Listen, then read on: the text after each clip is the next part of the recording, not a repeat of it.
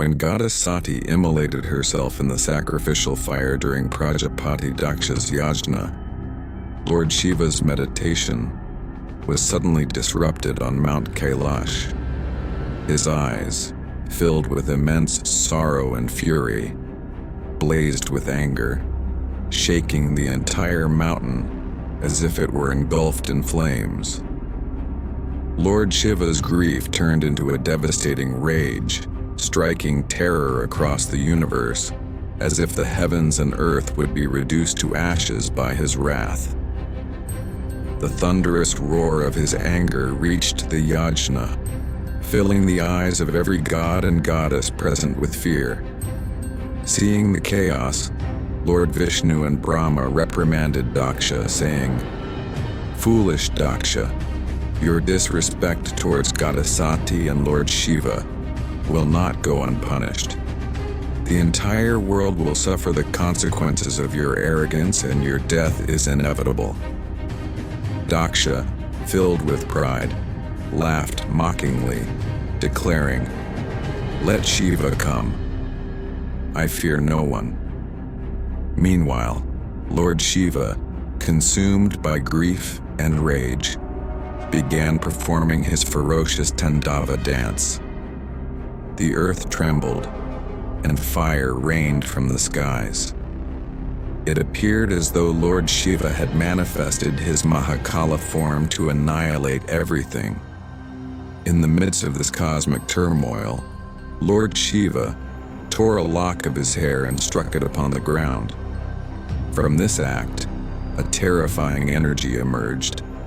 Virabhadra, a fierce warrior with eyes burning like fire and a garland of skulls around his neck.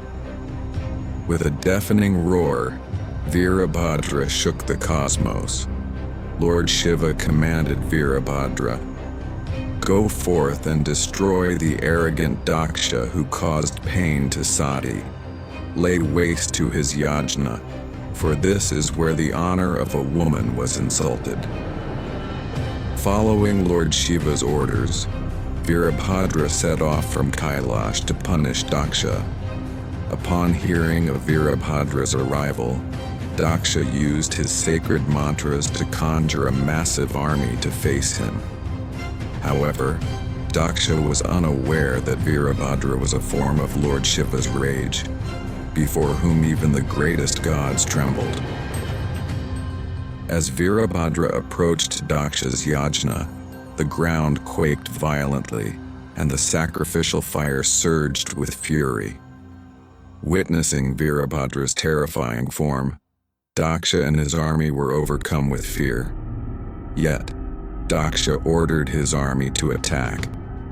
As the war began, chaos erupted across the three worlds. Virabhadra's wrathful roar shattered the morale of Daksha's soldiers, who fled in terror. Within moments, Virabhadra turned Daksha's grand Yajna into a desolate battlefield.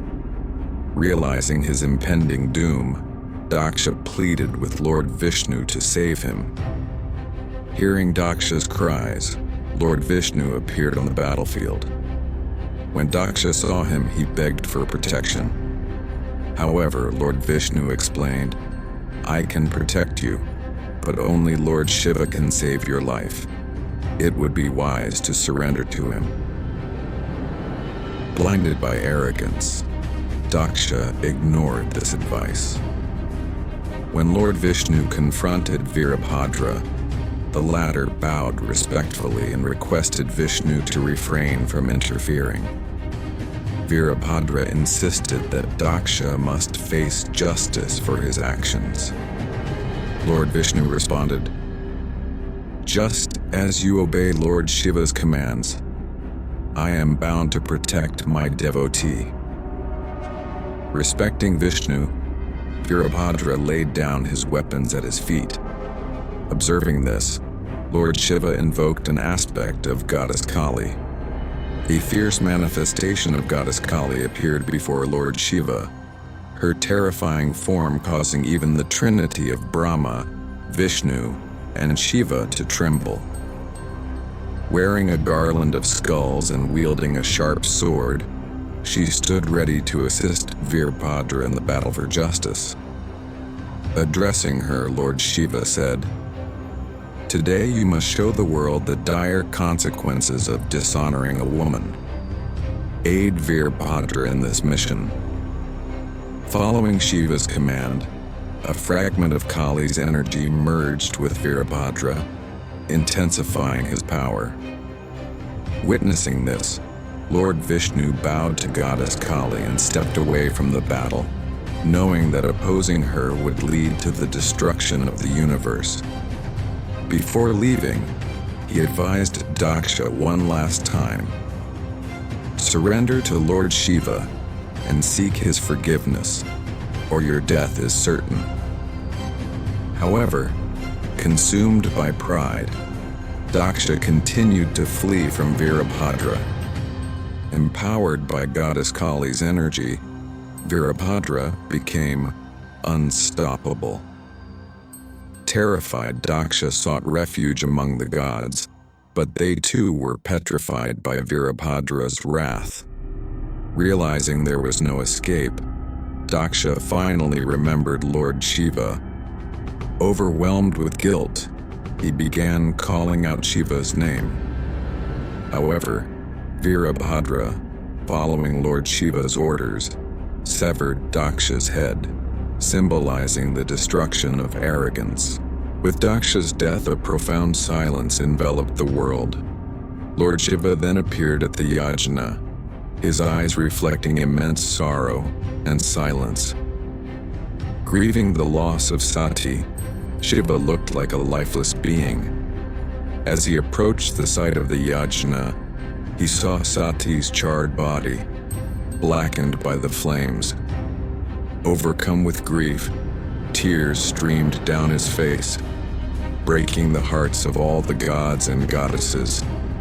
Lifting Sati's body in his arms, Shiva's sorrow became unbearable. Lord Vishnu and Brahma appeared before him, expressing their regret over the insult to Shiva and Sati. They sought his forgiveness and requested him to restore Daksha's life to maintain cosmic balance. Reluctantly, Shiva revived Daksha, who bowed in remorse and vowed never to repeat his mistakes. Carrying Sati's body, Shiva left the Yajna site in deep despair, wandering the three worlds like a recluse. His grief posed a great threat to the cosmos, as the balance of the universe was disrupted. To end Shiva's pain, Lord Vishnu made a bold decision to use his Sudarshan chakra to dismember Sati's body so that it could return to the earth. This act, though painful, was necessary to alleviate Shiva's suffering and restore harmony to the universe. If you enjoyed this retelling of the epic story, don't forget to like the video and subscribe to Divine Raga for more divine tales.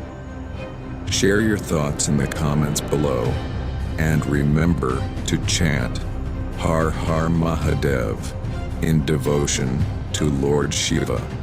Stay tuned for more awe-inspiring stories of Shiva and other celestial legends. Until next time, Jai Mahakal, Har Har Mahadev.